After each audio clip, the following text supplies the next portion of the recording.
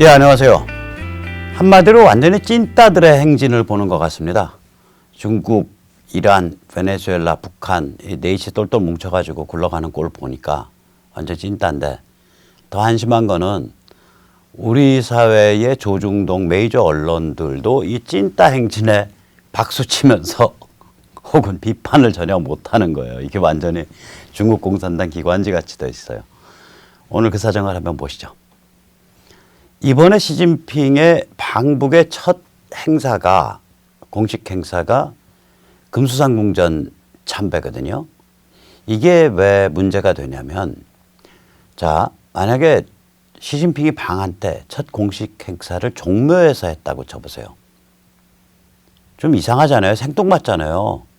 남의 나라 사당에 가서 첫 행사를 가지면. 그런데 종묘는 실제로 가보면 그렇게 귀기스럽지도 않고, 또 유네스코 그 문화유산에 아마 등록돼 있을 거예요. 저게 굉장히 정갈하고 엄숙합니다. 종묘에 실제로 가보면. 그래서 서울 시내 나오시는 길에는 시간을 반드시 내셔서 한번 종묘를 한번 보세요. 아주 정갈하고 분위기가 있습니다. 그럼에도 불구하고 그 종묘라는 의미 자체가 사당이란 말이에요. 그러니까 이 망자의 혼령과 소통하기 위한 장소라고요.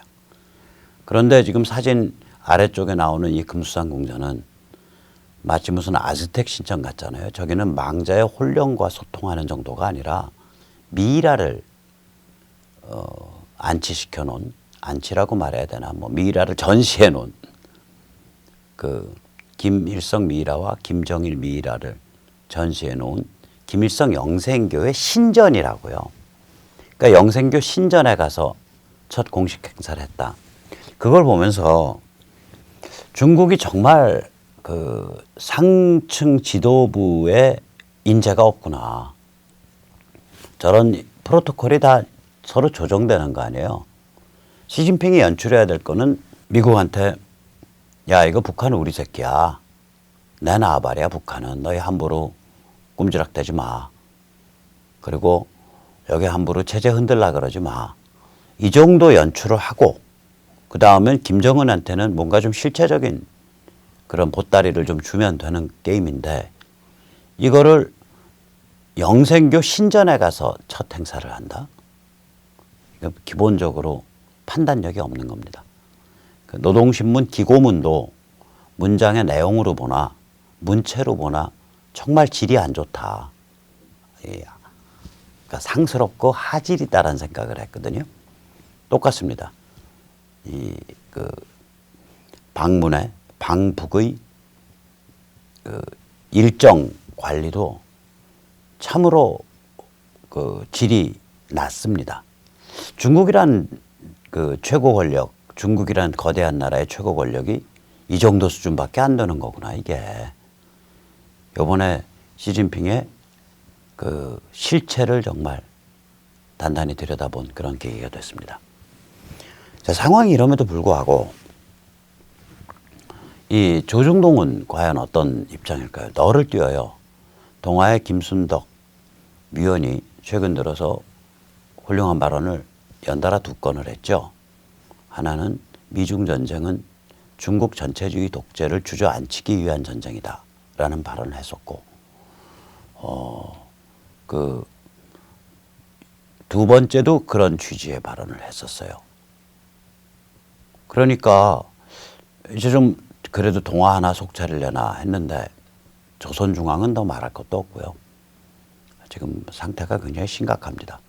동아가 엊그저께 연달아 두 건을 사고를 쳤어요. 이거 보세요. 기사 제목이 이렇게 되지 않습니까?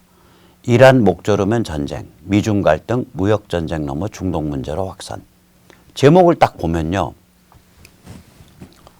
마치 이란을 미국이 더 목전루기로 죽이려고 들면 중국이 미국을 군사적으로 공격한다 라는 뜻의 제목이에요. 그런데 기사를 읽어보면 환구시보 24일 사설을 전달하는 비교적 냉정한 기사입니다. 여기에 보면 환구시보가 뭐라고 썼냐면, 이란 제재, 이란 목졸라 죽이기는 가혹하다. 이거는 밀어붙이면 전쟁에 불을 붙일 사안이다. 이때 전쟁은 미국과 이란 사이의 전쟁을 얘기하는 겁니다. 그 다음에 중국은 이런 상황에서 자신의 경제 이익과 안보를 위한 적극적 조치를 취해야 한다. 환구시보가 원래 싸나운 신문이니까 저게 인민일보의 양아치 깡패판이거든요. 잠해지죠. 그래서 인민일보가 차마 못하는 소리를 환구시보가 해주는 겁니다. 그래 저 정도면 뭐 환구시보 논조치고는 비교적 뭐 그럴듯한 논조예요. 근데 이제 환구시보 안에 뭐라고 돼 있냐면 이제 이란에 대한 얘기는 국가의 기본을 변경하는 요구다. 미국이 이란의 정치 체제를 변경시키려고 하는 거다. 환구시보가 그렇게 표현해 놨는데 이 기사를 전한 그 베이징의 이게 이 양반 누구냐 특파원 동아일보 특파원이 거기다 자기 얘기를 잠깐 넣었어요. 이건 중국 입장에선 남 이야기가 아니다. 남 이야기가 아닌 것으로 받아들여진다. 그러면 이 특파원이 정확히 아는 거죠. 지금 미국의 몰아붙이기는 중국 체제의 변경까지 가는 거거든요. 그러니까 중국 입장에서 미국이 이란의 체제 변경까지 몰아붙이는 걸 보고 야 저건 남 이야기 아닌 것 같다 라고 느낄 수밖에 없다 라고 이 특파원이 전한 거예요. 여기까지는 기사는 멀쩡해요. 근데 제목이 어디서 이런 제목이 나왔냐고. 이건 편집부가 장난을 친 겁니다. 동아일보는요 편집부 직원을 싹 물갈이 하십시오. 편집부가 장난친 거예요. 이 기사 어디에도. 그리고 특파원 베이징 특파원이면 시니어거든요. 이 특파원은 편집부에 전화 걸어서 야 이 개땡땡 이 드런 놈들아 하고 욕을 한 10분 바가지 퍼부어줘야 돼요. 내 기사에 어디에 미국이 이란 목조르면 중국이 미국을 군사적으로 공격한다는 뜻이 어디 있었냐. 너희 지금 제목 뽑아놓은 게 그런 의미로 뽑아놨잖아. 너희들 지금 한국말 갖고 장난하냐. 그러고서 이 고참 특파원이 이 버르장머리 없는 편집부 제목 뽑는 데가 편집부거든요. 신문에서는 편집부하고 편집부장을 작살내야 돼요. 동아일보는 편집부장부터 바꾸셔야 돼. 아무리 기사를 잘 써줘도 편집부장이 저런 그 아이디어를 갖고 있고 그 밑에 편집부 직원이 저런 아이디어 갖고 있으면 신문 그냥 작살내는 거라고요. 동아일보 지금 기사 중에서도 기사 내용도 이상한 거를 또 하나 실었어요. 화웨이 블랙리스트가 중기술 자립을 촉진한다. 그러니까 미국이 화웨이를 이제 이 서방 쪽 기술을 못 쓰게 블랙리스트 올려가지고 치니까 그러면 중국은 살아남으려고 자체 기술 개발할 거다. 그래서 중국의 기술 자립을 촉진한다. 이걸 누구 기사를 많이 인용을 했냐면 Foreign Affairs, 미국의 이제 외교관계 전문지죠. Foreign Affairs에 실린 로랜드 라스카이라는 이제 조지타운 대인가의 조지 워싱턴 대인가 조지타운 대학의 비지팅 스칼라. 그러니까 아마 급여가 별로 안 나갈 거예요. 방문 연구원. 비지팅 스칼라라는 라스코이라는 사람이 있었는데 이 사람이 좀 획가닥한 사람이에요. 그러면 인용할 때도 제대로 이 로랜드 라스코이가 어떤 사람인가 좀 봐야 될 거 아니에요. 이 사람이 그러니까 파이낸셜 타임스의 베이징 주제였는데 그 주제 한 분야가 뭐냐면은 뭐 인터넷 미디어 분야로 주제를 한 사람이고요. 보면은 기본적으로는 친중파 입장을 가진 사람입니다. 지금 중국에 투자해가지고 물려있는 미국 기업이 한두 개겠어요.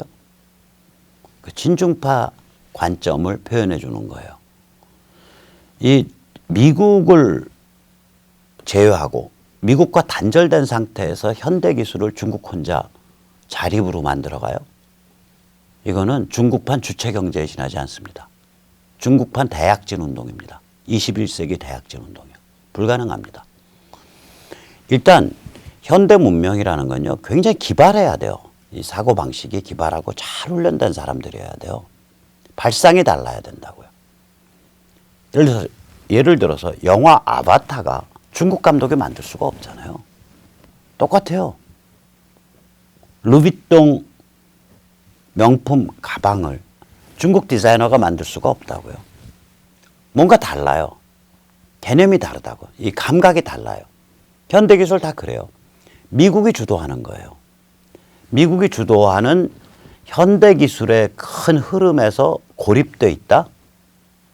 그런데 고립돼서 스스로 자립으로 그 체제를 다 만들 수 있다. 웃기는 얘기입니다. 한마디로. 그러면서 기사 중에 화웨이가 스마트폰에 자체 OS를 탑재한다. 이거요. IT 아는 사람이 보면요. 배꼽 잡고 웃을 얘기입니다. 우리가 www 인터넷을 할 때 이렇게 펼치는 소프트웨어를 브라우저라고 합니다.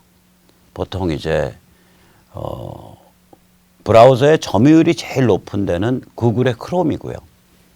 그 다음번 점유율이 마이크로소프트사의 인터넷 익스플로러입니다.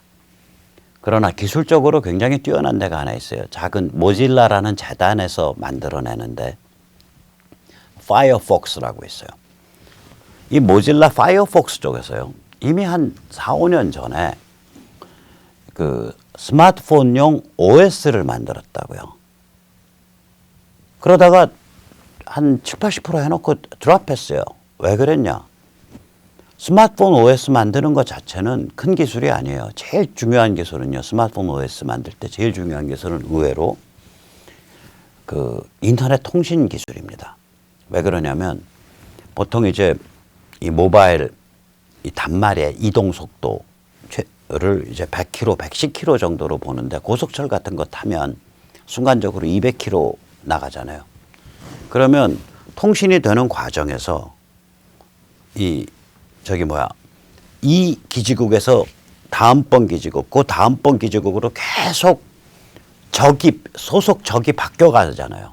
자동차를 빠르게 이동한다든지 모바일 단말을 빠르게 이동하면 기지국이 적을 계속 바꿔야 된다고요. 이걸 핸드쉐이킹이라 그러거든요. 그래서 이 적을 계속 바꾸면 당연히 IP 주소가 바뀌죠. 인터넷 주소가. 그 인터넷 주소가 바뀌는데 그러면 저랑 통신하는 인터넷의 서버 쪽은 저를 나타내는 주소가 계속 바뀌어 가는데 그럼에도 불구하고 저게 박성현의 스마트폰이라고 백모 스마트폰이라고 알아야 되는 거예요.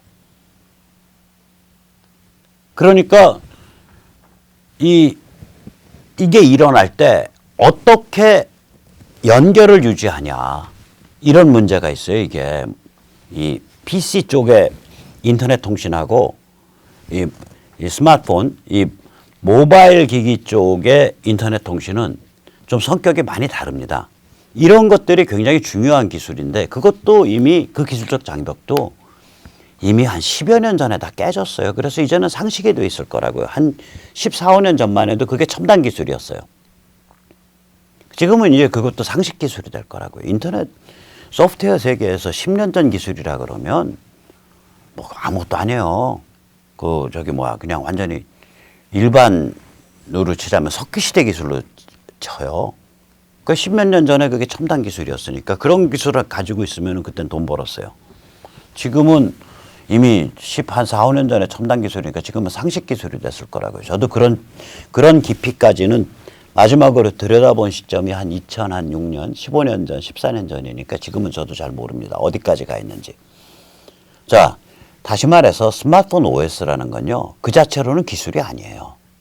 아무것도 아니에요. 그럼 뭐가 기술이냐? 스마트폰 OS가 기술이 아니라 그 생태계를 만들어내는 거예요. 엊그저께 마이크로소프트의 빌 게이츠가 자기 인생의 최대 실수는 구글이 스마트폰에 안드로이드 OS로 치고 들어오는 거를 자기가 방치했던 거다.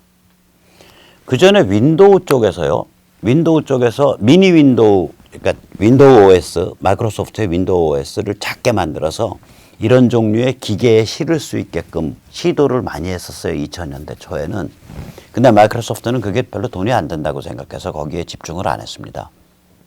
그 결과가 뭐냐? 구글이 안드로이드 OS 라이센싱이랑 그렇게 해서 관련돼서 벌어들이는 돈만 1년에 400조 원입니다. 400조 원. 그 시장을 놓친 게 정말 뼈아프다라고 엊그저께 빌 게이츠가 고백했습니다. 그러면 마이크로소프트가 스마트폰에 OS 하나 못 만들어서 그 시장에 감히 못 들어오고 있을까요? 아닙니다. 충분히 만들죠. OS가 문제가 아니라 선점을 하면서 기술을 리드하면서 그 생태계를 만드는 거, 그게 문제인 거예요. 중국 안에서 허접한 OS 실어가지고 아무거나 굴러다니는 거 조금 손봐서 중국판 무슨 뭐 위챗이나 뭐 이런 바이두나 그런 애플리케이션 조금 싣고 그렇게 해서 우리 중과라 좋아, 우리 중과라 유대라고 까불어 봐야 그거는 중국판 주체경제에 불과합니다. 그 이런 거를 기사랍시고 싣는 거예요. 그럼 아까 이 사람이 인용한 하느님같이 인용하고 있는 듣보잡 평론가 라스코의 어떤 사람이냐. 제가 하도 희한한 사람을 인용을 한 것 같아서 한번 들어가 봤어요. 이 사람 트위터 페이지예요. 스텔라 메가컬처, 성미문화 다 그래서 중국 사진 다 자랑스럽게 걸어놓은 그냥 친중파 인사라고 그 트위터 낸 꼭지들을 보면 아니 어떤 사람의 특이한 주장이다. 그럼 그 사람을 백그라운드를 뒤져봐야 될 거 아니야. 라스코예요. 구글링해서 뒤져보면 별거 안 나와요. 심지어는 바이오도 안 나와요. 즉 다시 말해서 어느 학교 나오고 뭐하고도 찾기가 어려워요. 듣보잡이란 소리죠. 책 한 권 제대로 쓴 적 없다는 얘기예요.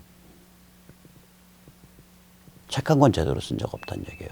지금 예일에서 저기 뭐야 변호사 자격 따려고 그 왔다 갔다 하는 거 외에는 아무런 그 적이 없는 사람입니다.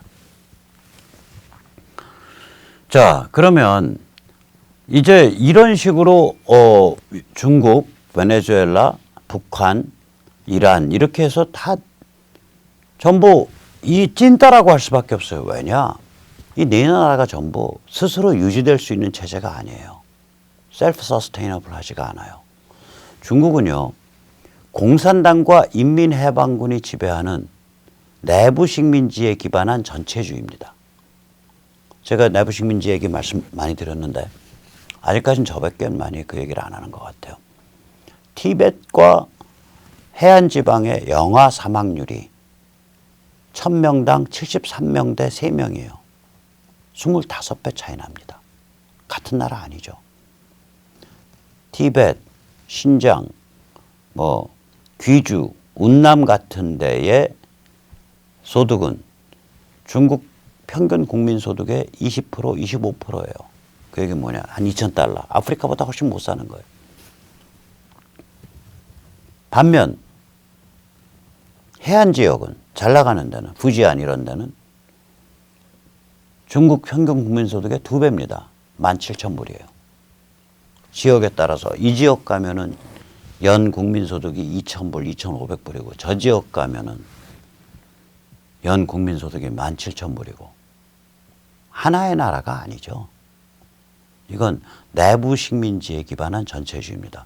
제가 지금 정확한 통계는 기억이 안 나는데요. 중국인의 40에서 50%가 아프리카 평균보다 못 삽니다.